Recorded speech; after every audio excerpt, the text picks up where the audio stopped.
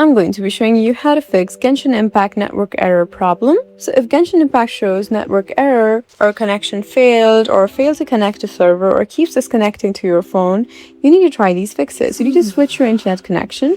If you're using Wi-Fi, you need to switch to mobile data, and if you're using mobile data, try Wi-Fi. If the problem disappears after switching, your original network is likely the cause.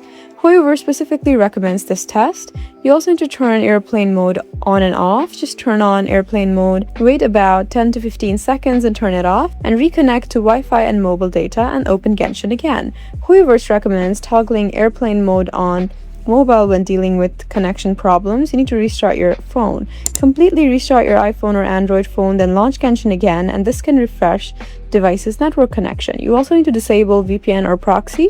If you're using a VPN proxy or network accelerator, you need to turn it off and try again.